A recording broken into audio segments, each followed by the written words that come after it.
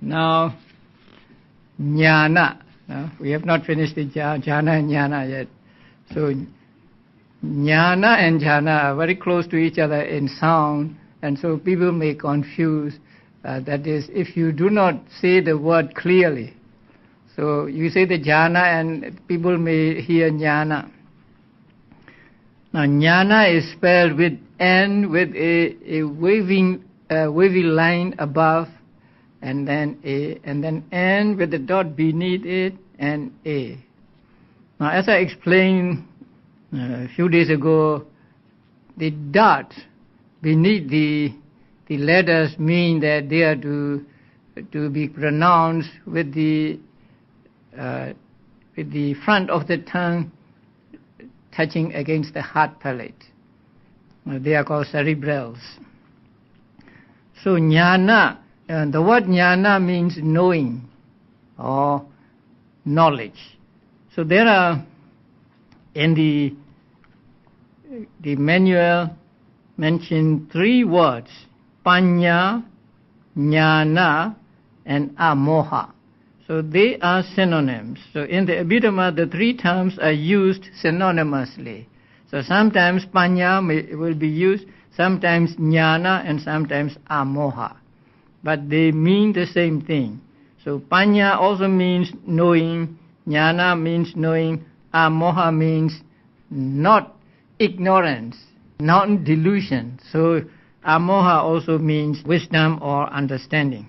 And as you know, Ñāṇa is one of the beautiful mental factors, the last of the 25 beautiful mental factors. So Ñāṇa is one mental state or one mental factor, and Jhāna is the combination of 5 or 4, 3, 2 mental states.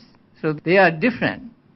And in Jhāna, now among the 5 Jhāna factors, do you find Paññā or Ñāṇa there? No.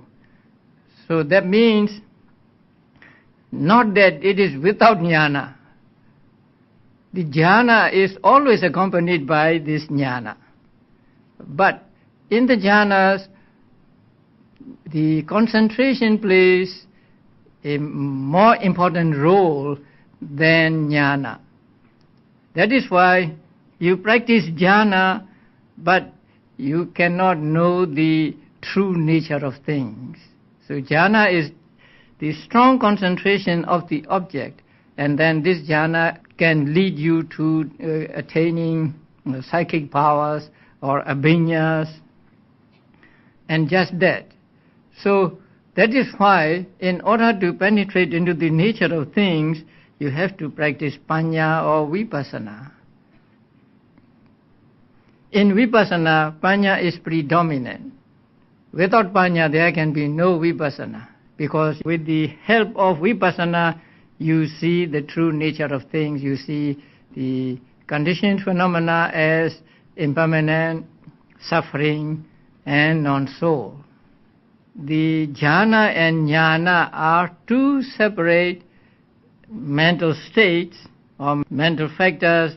Jhāna is again the combination of 5, 4, 3, or 2 mental factors. And Ñāṇa is one mental factor, the last of the beautiful mental factors. And the concentration means, or samadhi, let us use the word samadhi. In the word samadhi, there is the sam and adi. We divide the word into 2, sam, adi. So sam, adi joined into samadhi. Now sam here means evenly and rightly. And adi means putting or placing. So placing the mind on the object evenly and rightly. Evenly and rightly means keeping the concomitants together and not let them scattered. So when concentration keeps the consciousness on the object, it keeps the other concomitants all together, and it does not let these to be scattered away. And also it keeps the consciousness and its concomitants on this object, on the object, and do not let them to be distracted to other objects. So that is what we call concentration. So normally we say concentration is the mind staying on the object for a longer period of time. So that is concentration, which is predominant factor in jhana. Now jnana is said to have the characteristic of penetrating things according to their intrinsic nature. That means understanding the intrinsic nature of things. You observe an object and you come to see that this object is, say, if it is material property, you say this is material property, this has no cognizing power, and so on. And if you watch your mind, you know that this mind takes the object, and that means this mind, as it were, leans towards the object, bends towards the object. And so these characteristics you see through constant observation of objects, and that seeing is called penetrating things according to their intrinsic nature. So only through panya or jnana can you see these characteristics. Now, common characteristics and individual characteristics.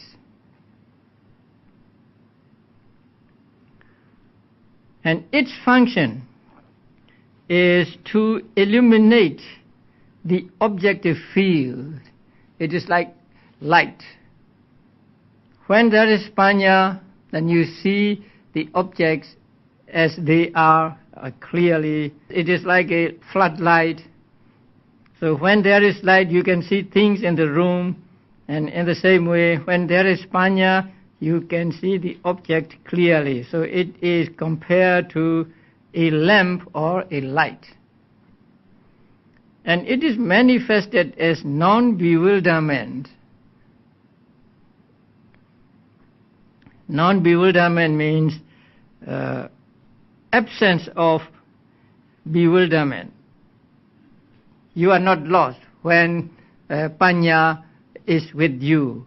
So it is compared to a guide in a forest. So in a forest you don't know where to go and you are lost, but a guide comes and then he leads you safely out of the forest. So it is also like a guide in the forest. So mostly people get lost in the forest, and that is bewilderment.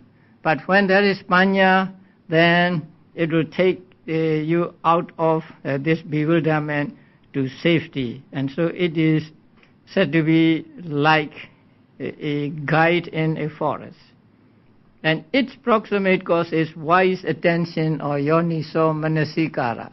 So when you have yoniso manasikara or wise attention or correct attitude toward things, then panya or understanding tends to arise. So jhana and jnana are two separate things, and now you understand that jhana is a name of the group of 5, 4, 3, 2, and 2 jhana factors, and jnana is one mental factor that belongs to the group of beautiful mental factors. Although they are different, they arise with many types of consciousness. Now you have gone through the combination of consciousness and mental factors. Even if you do not know without looking at the chart, I think the chart will help you. So the mental factors that we call jhana factors and panya. The jnana arise simultaneously with some types of consciousness. Although they arise together and taking the same object, their functions are different. The function of vitaka is, say, to take the consciousness and put it on the object and so on. But the function or characteristic of this understanding or jnana is to penetrate into the nature of things or to see things as they really are. So jhana and jnana are two separate things. In the jhana, concentration is predominant, and in vipassana, jnana is predominant. Actually, the word vipassana is also a synonym for panya, because vipassana is composed of vi and passana seeing. Seeing means seeing with your mind, eye, and so it is understanding. So we get panya, jnana, amoha, vipassana, now 4 synonyms for understanding or knowledge. This class is too short. Everybody is saying it is too short. So I'm not able to cover the whole book at this class.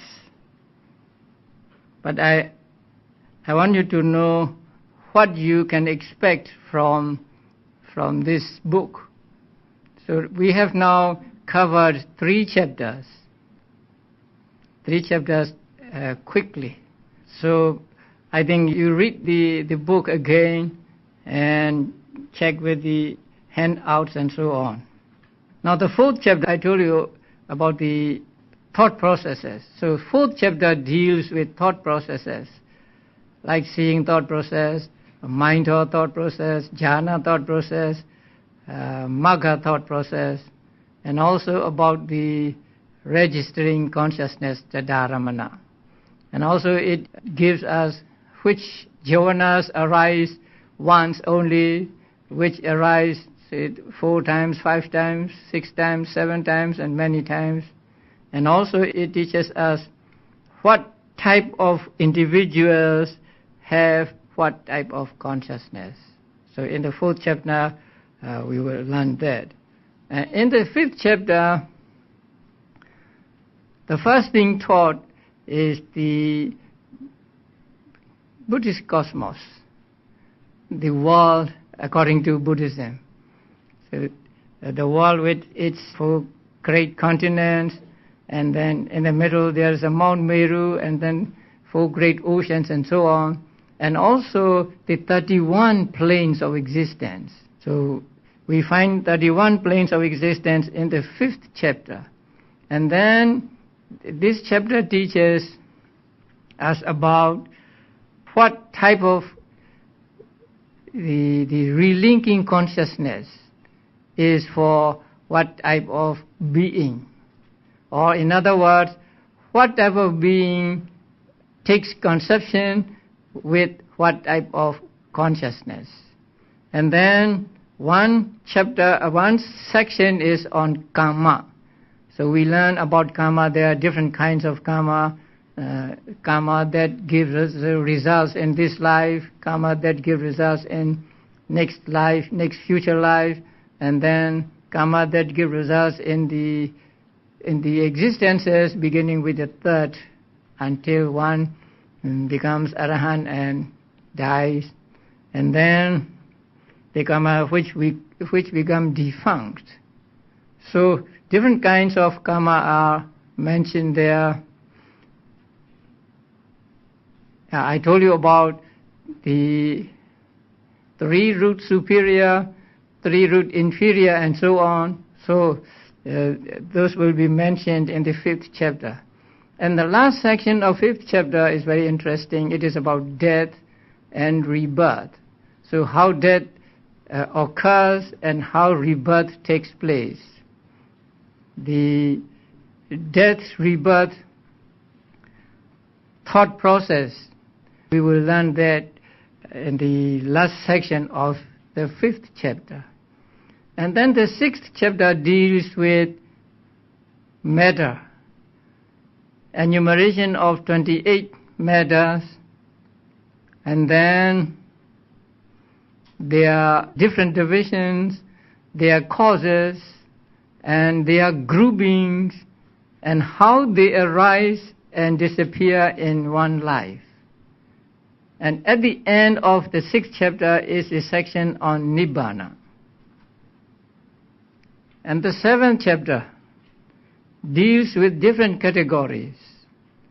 Now, when Buddha taught, he taught in different ways. Buddha possessed the ability to see into the minds of his listeners. And so Buddha knows this person is of hate temperament, this person is of attachment temperament, and so on. And also he knows what to teach to that person. Listeners are different from one another. So some listeners are familiar with the word khanda. So for such listeners, Buddha used the word khanda to teach them.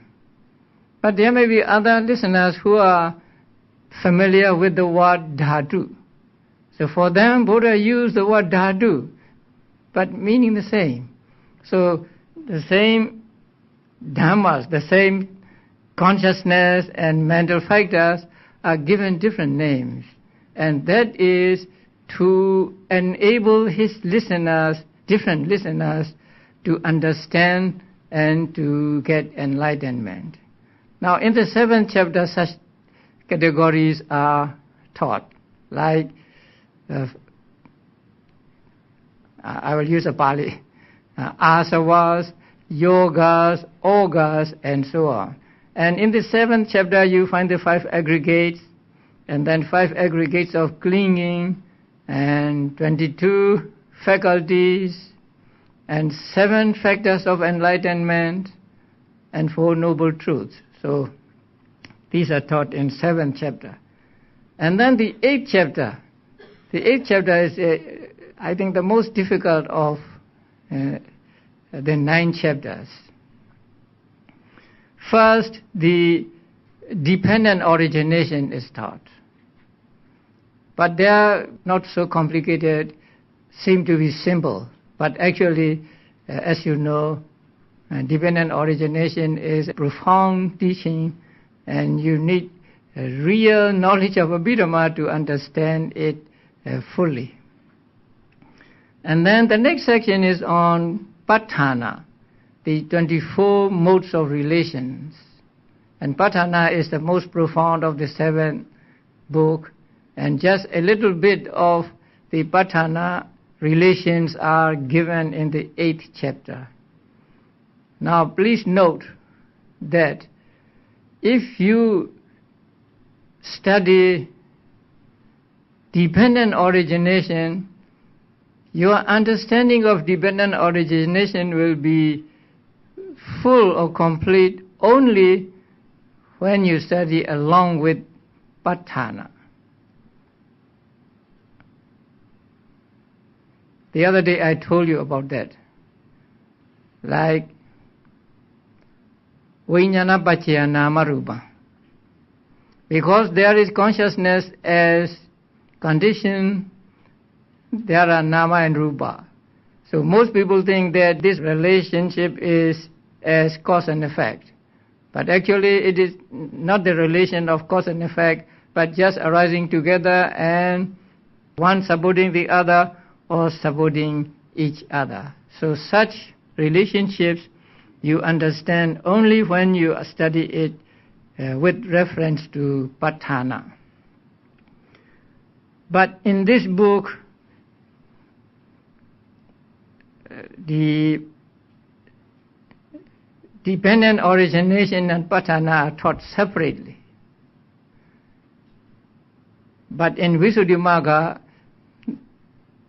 when commenting on the dependent origination, the commentator put in the Patthana also.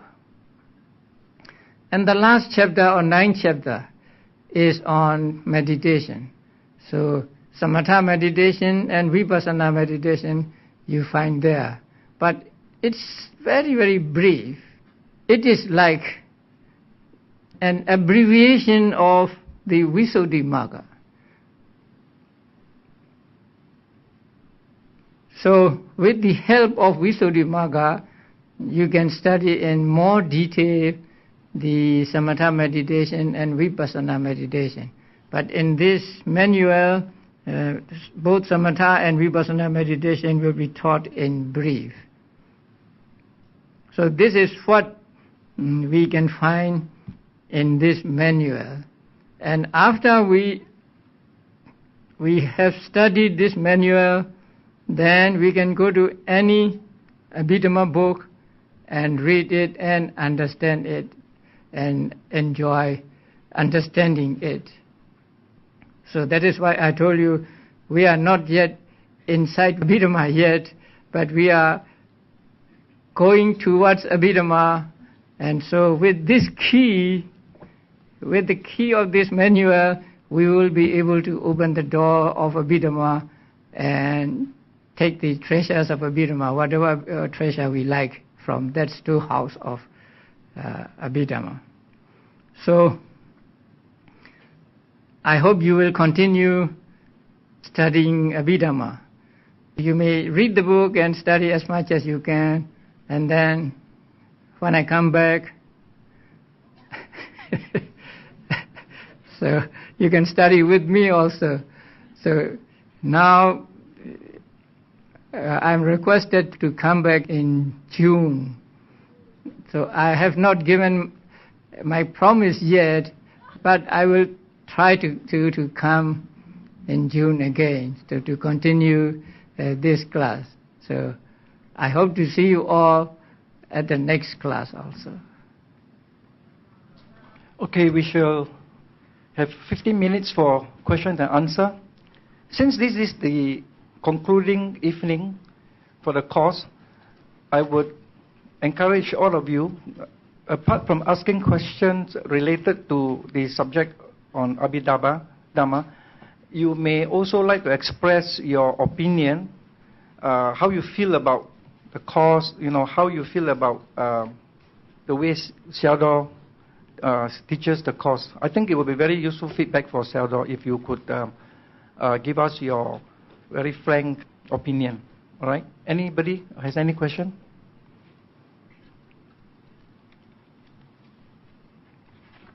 Sayadaw, I am quite concerned about this, the act of organ transplant. Because at the moment of death, I think the donor, the organs from his body will be removed immediately after he's declared dead. Okay, so I don't know whether the definition of death in hospital, medically, is it the same as the death defined in Buddhism? So, if not the same, then the removal of the organ, will it cause any unwholesome thoughts in the donor's mind and cause the rebirth of this person to be in some unwholesome frame? Could you please enlighten me on that? Thank you. Now, death is defined as the end of one life. And end of one life is explained as the cessation of life and then disappearance of heat in the body and then disappearance of consciousness. So that is what is called death. If there is still consciousness, then one is not supposed to be dead.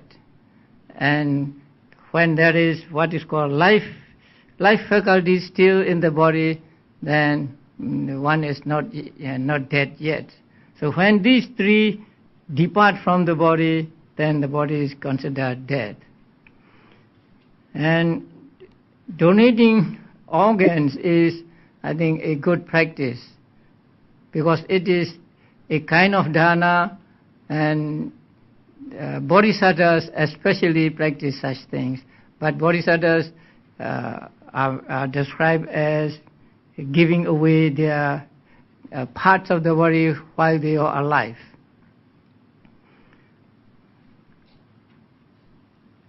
And for a donor, if he has no regrets about that, and if he sincerely make donation or writes a will or whatever, I think there can be no undesirable results from that act.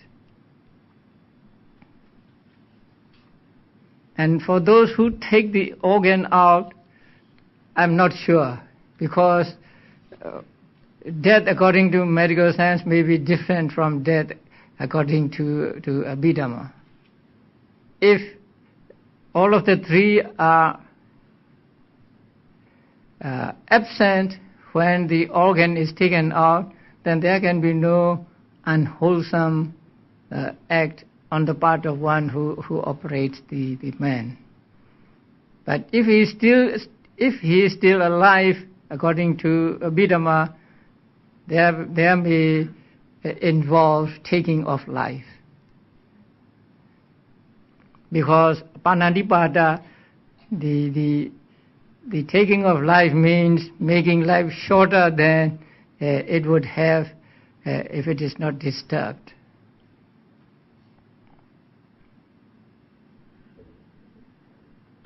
Sir, perhaps I could just add on to your answer. Medical death is defined as the cessation of all bodily function, and recently there's now the brain death criteria, which states that there's cessation of all mental activity, and there are 7 physical clinical signs that you go through to determine clinical death. Sir, I have a question, and it's regarding time. That we are all familiar with the concept of physical time, like in morning, afternoon, and night, and how long it takes to go from point A to point B. My question relates to psychological time. In the process of psychological time, there is the process of becoming. And this is evident even as we meditate. One meditates and in the psychological time space continuum, one thinks that in time to come, I will improve, my mental defilements will be eradicated, and perhaps eventually become an enlightened being. My question is, in Abhidhamma or in Buddhism, what is the concept, or is there in reality this psychological time? Thank you. Time is said to be a concept. So time has no existence of its own or something like that. Because we cannot say when time first arises and then when it will disappear, and so it is supposed to be to belong to the world of concepts. More than that, I don't know.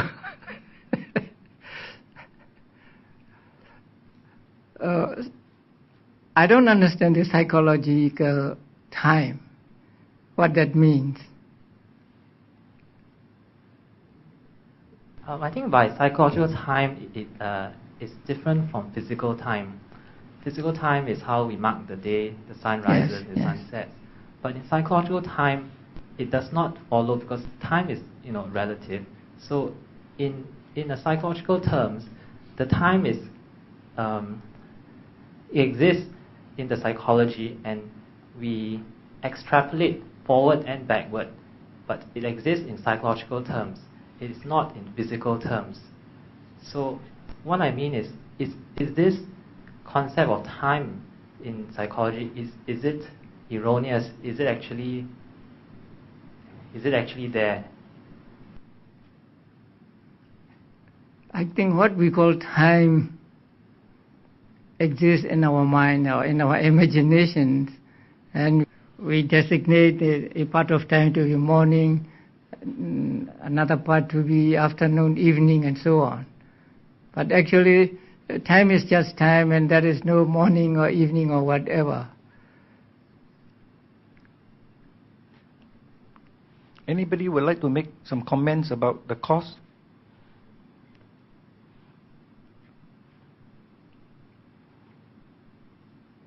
They are all in your feedback form, I know, but would anybody, at least let Sayadaw hear about your comments.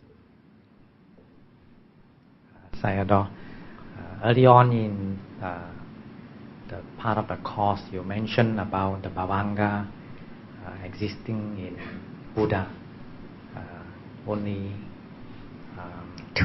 interrupted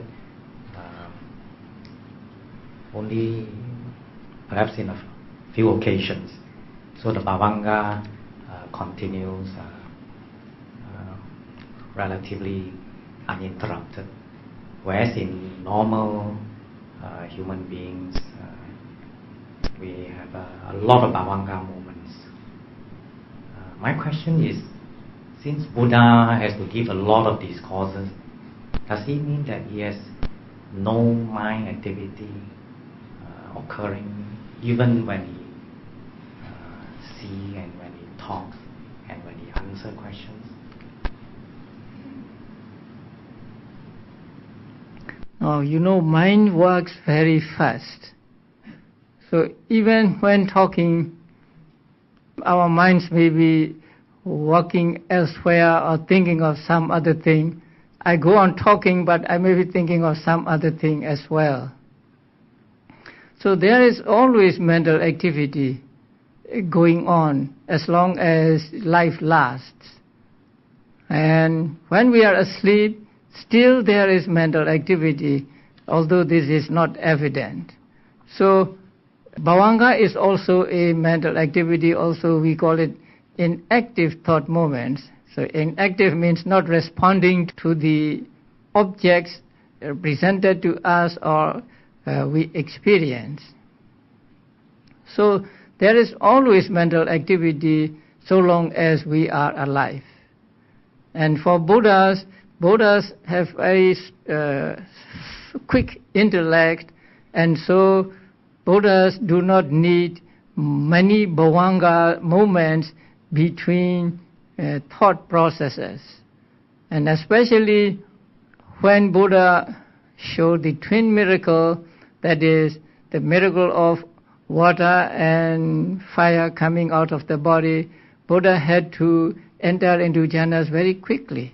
So at those times, it is said in this book, about 4 or 5 times. But the ancient commentaries say that the bhavangas can be as few as 2 times for the Buddha. So that means just 2 bhavangas and then next thought process. And then that thought process ceases, and then 2 bhavanga moments, and then thought process. So for ordinary persons, there may be hundreds of bhavanga moments before another thought process takes place.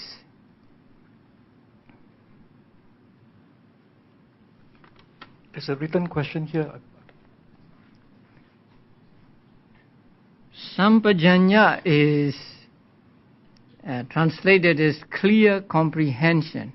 That means correct understanding. Sampajanya comes only after one gets concentration. And sampajanya is the understanding of different activities as just the elements doing their own function, going on out of their own accord, and there is nobody regulating them, no person or no Atman or whatever. So understanding that way is called sampajanya. Normally we think we walk, we bend, we stretch and so on, but through constant observation and through concentration, we see that stretching is just the increase in air element, particles of air element caused by mind. So when we see this and there is no agent or no person involved in it, just the phenomena going on, then we are said to possess sampajanya or clear comprehension. So clear comprehension comes sometime after the practice. At the first moment or at the first session or sitting, I don't think sampajanya can come. So after some time, when one sees clearly and sees that there are only, say, mind and matter and no other thing that we can call an agent or an atta, then we get sampajanya. So when we walk, there is just the movements of the elements and nothing else. So seeing this way is sampajanya. And then we try to see the mind and the movement. During the lifting, do not reach to the stage of moving forward. So when it reaches the moving forward stage, there is another pair of mind and matter. And then that mind and matter rises and disappears at that moment. And then when we put it down, there is another pair of mind and matter and so on.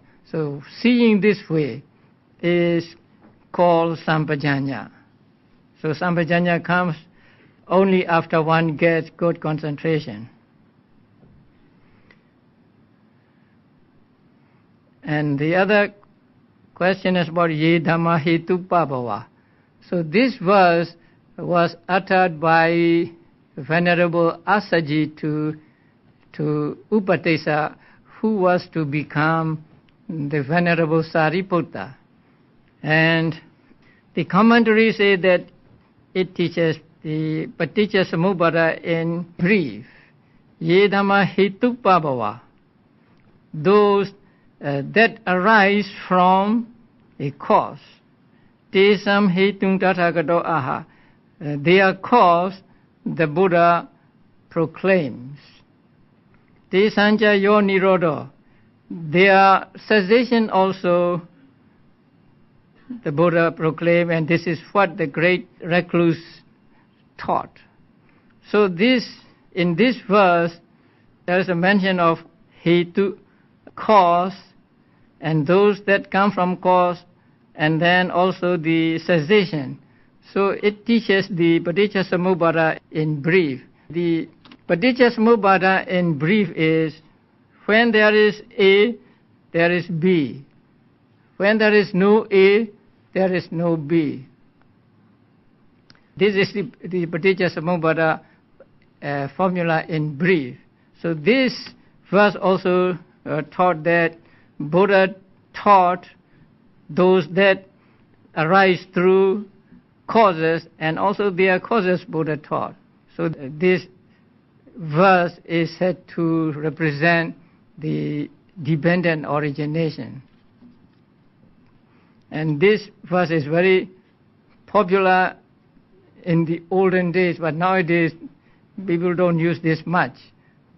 In Burma there are many votive tablets with the Buddha image above, and underneath the Buddha this verse was written.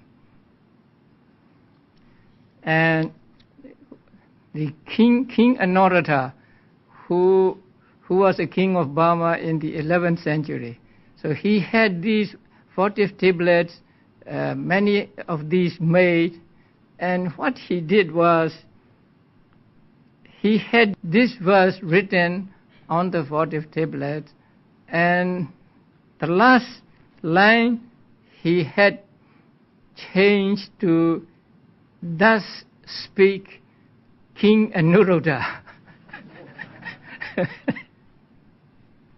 Patthana, he asked about Patthana also. So Patthana is the teaching of relationship between cause and effect, or condition and what is condition. And so according to the Patthana, everything is related to every other thing. So there is nothing that is absolute. And Patthana teaches not only that things are related, but it also teaches how or in what way they are related. So that is the difference between the dependent origination and Patthana. Dependent origination teaches just, say, because of A there is B, or because there is A as a condition there is B, and so on. But Patthana teaches that A is related to B in this way. Like saying suppose there are two persons, father and son. So, like saying these two persons are related, or these two persons are related as father and son. So, Paticcasamuppada is like saying these two people are related, but does not mention the relationship. Patthana is like saying these two persons are related as father and son. So, we can find the gem of Patthana in this verse, because it says that Buddha taught the cause of those that spring from causes. So that means Buddha taught cause and effect, and along with cause and effect, there can be also the mode of relationship between the cause and effect.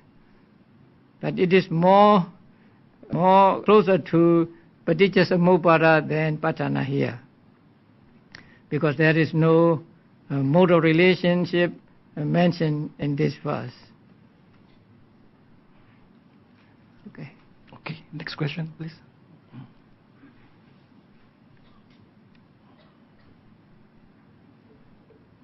Sayadaw, I have two questions to ask. When I log into the website, CNN website, Vietnam War, I noticed a video clip. This was about a Vietnamese monk. He was sitting in a lotus posture, and he was bending himself, protesting against the Americans. My eye consciousness perceived him as he was dead or painless. Even though the fire was devouring him, was he in the jhana state then? The precept said that we should refrain from killing. But in this case, the monk is killing himself. Is he against the precept? Thank you.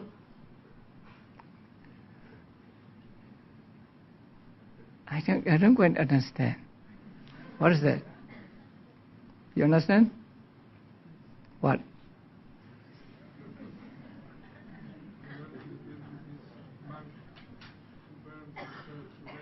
I think the monk was burning himself against the protesting against Americans. Yes. Okay, but when he burned himself, he was in a state of painless. What I perceive from eye consciousness. Is he against? Was he in the state of Java then? Jhana then? No. Because when a person is in a state of jhana, fire cannot burn. But if he is doing that, is he against the precept of taking his life? That is problematic. Now, Ledi Sayadaw wrote in his book that killing oneself is not panadipada. But he did not give any reason or any textual evidence, but he just said it is not panadipada. I mean, not killing a living being or something.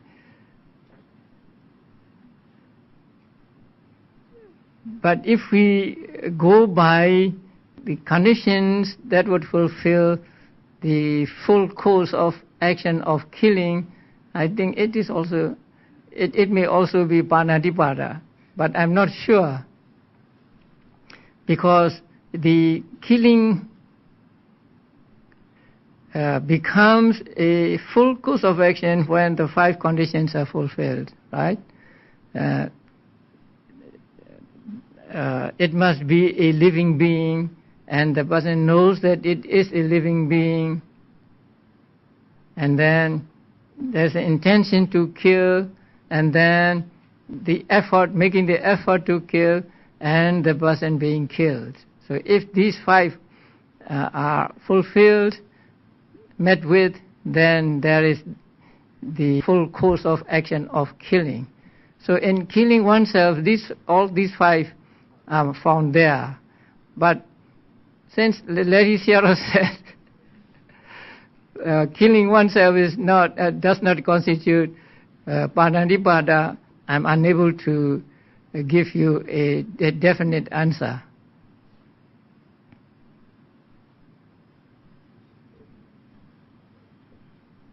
Sayadaw, I've read in this Abhidhamma that there are beings who are also born into the Brahma realm, where they are more blissful and perhaps more pleasurable. There's a paradox here, that is, because they are born into this realm, they have a very long lifespan, and that means they will live a very long life before they have a chance to attain enlightenment or Buddhahood. Whereas on the contrary, those who are rebirthed into the human realm has got more suffering, and they have a better chance of attaining enlightenment because of being in samsara.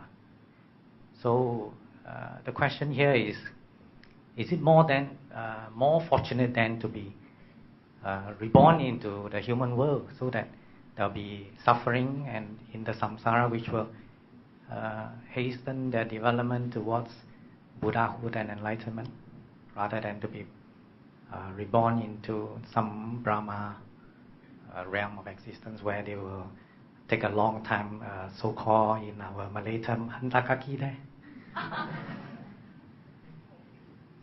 If your aim is to become a Buddha, you have to fulfill the paramis.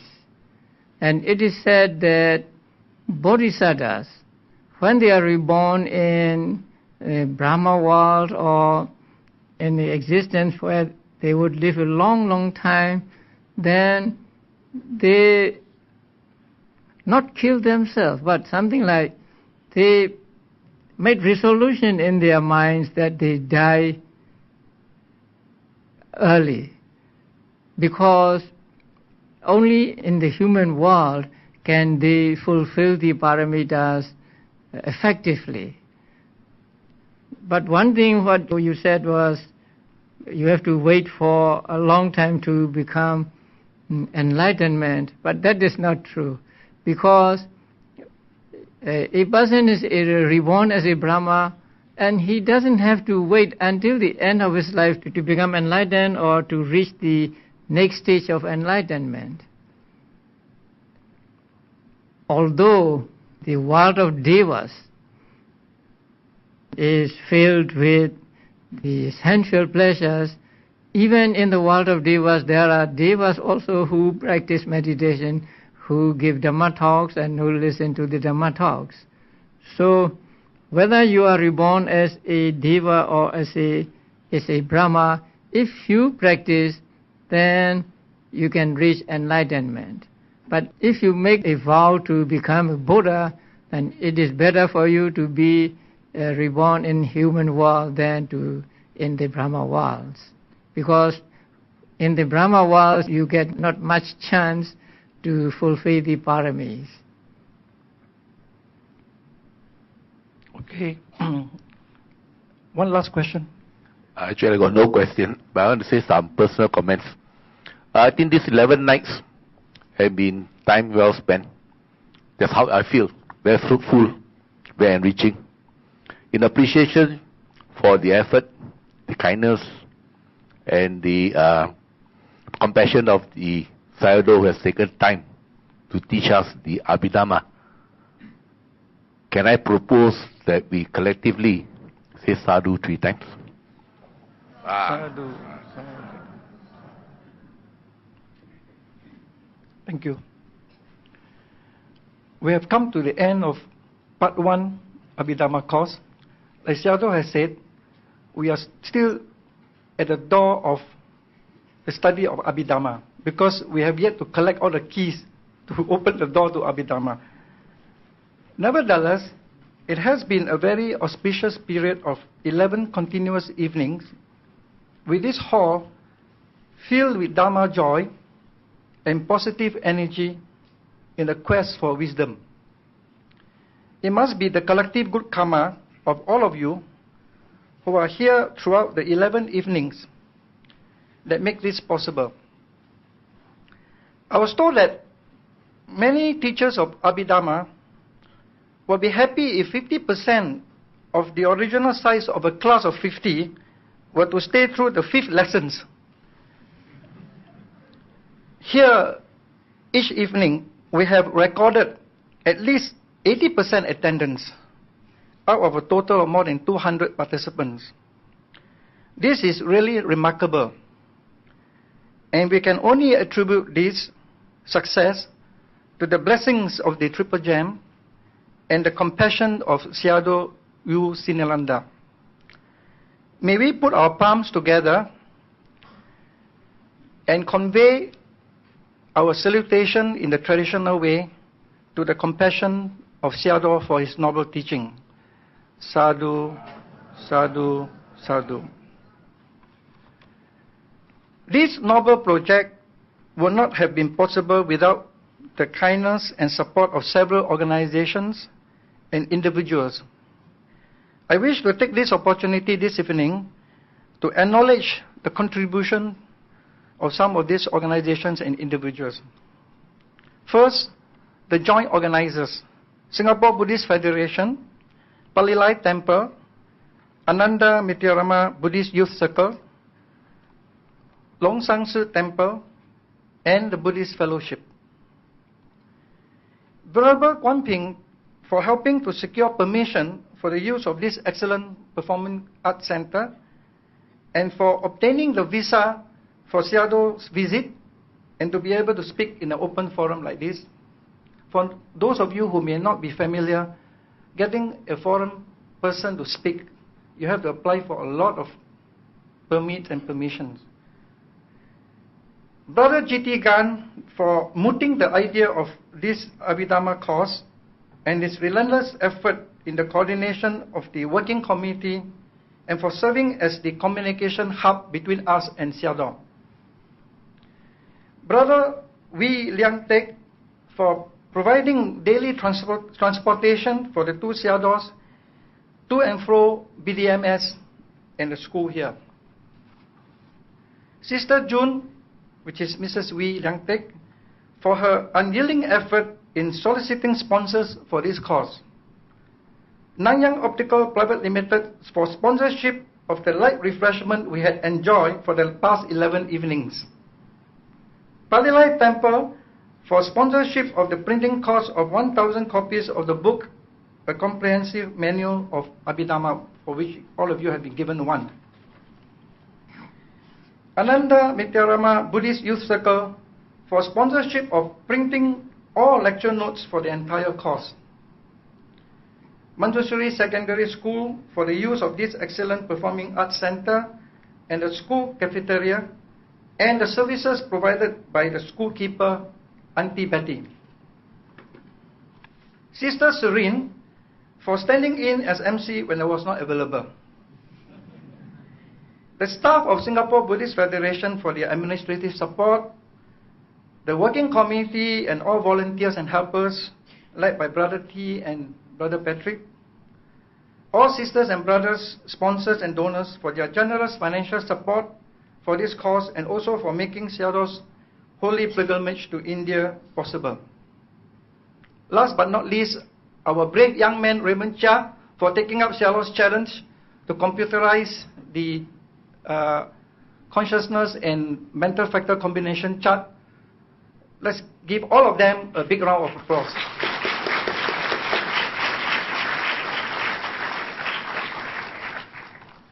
Finally, and most importantly, all of you out there, the wonderful audience, without your support and participation, there would be no Abhidhamma course. We salute your dedication to the Dharma and your devotion to the quest for wisdom. Despite a tired day's work from the office, many of you make every effort to attend the lectures without fail every evening. This augurs well for the future of Buddhism in Singapore. You all deserve a big round of applause for yourself.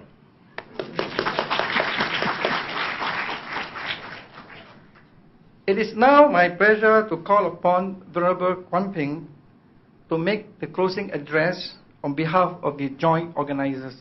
Venerable Sir.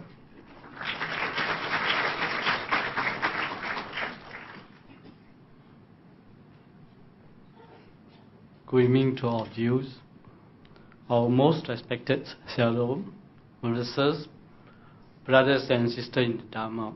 I think all of us enjoy the lessons or the lectures by Sayādaw. I can see the smiles written on your face. And I should make this speech short and sharp because I want to give you more Kusala Siddha and Cetasika and not Akusala. So for most of us, when we first hear the Abhidharma, we thought that Amitabha would be very difficult for us to understand. It's changeable, very difficult. But when we attending the lessons, we found that Abhidharma was so interesting and were well explained by Sayādaw. I think we hope with this sincere request, Sayādaw will come back next year. And not later by June, I think, before we can forget what we learned.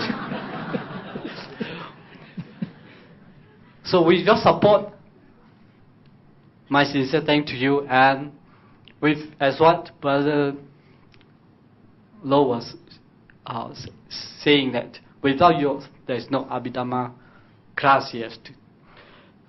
So I hope you can give your continued support to the activities that are organized by us. Give your comments also, because we know there are room for improvements. So I'm thankful to you and Sayādaw. So may you be well and happy, and we would like to see all of you here next year. Thank you.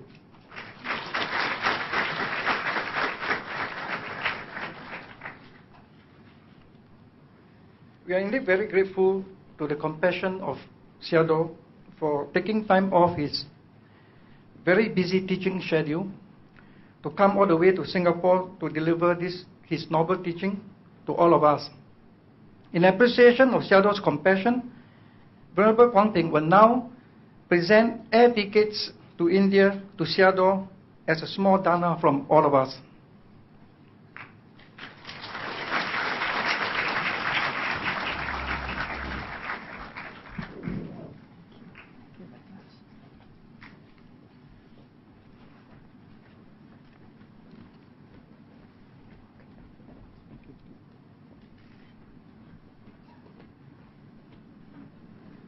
In return, Sayādaw will present a small momentum to Venerable Quang.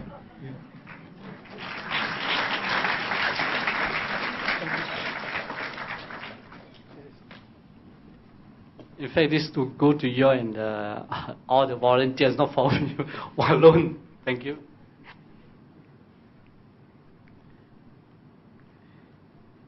Now we come to the highlight of this evening's announcement. Many of you would be wondering when Sayādaw will be back, but I think Sayādaw has made an announcement that he will most likely be back in June.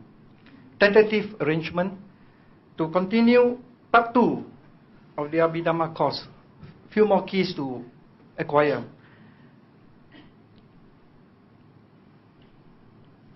Sayādaw will only make it in June provided he has no other priority commitments during that time, and we will have to wait till then.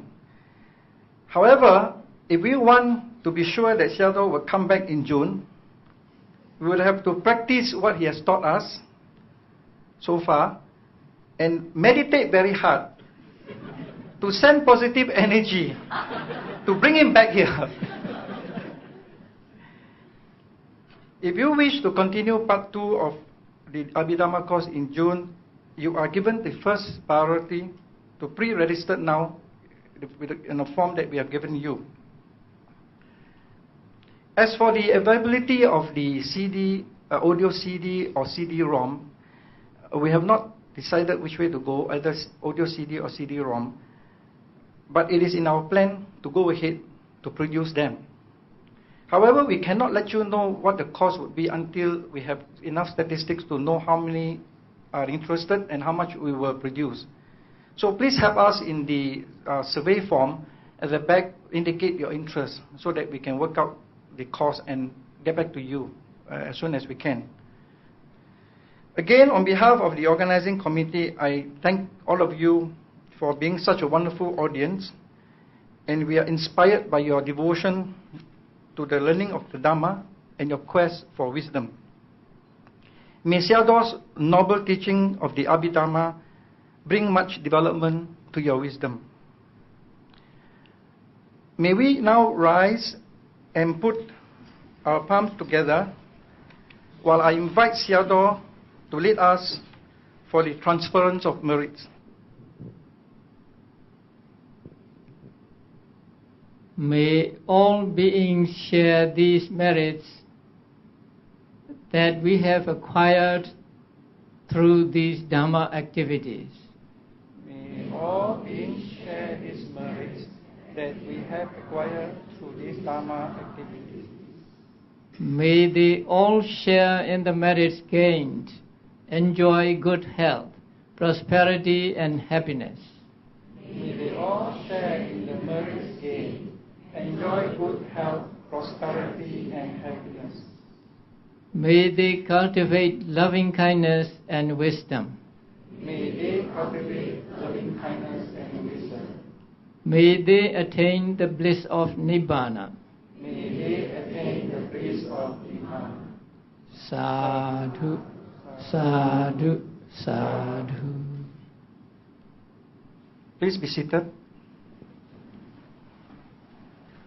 All right, now those of you who would like to offer dana to Sayadaw, you may proceed now. Brother Gan, yeah.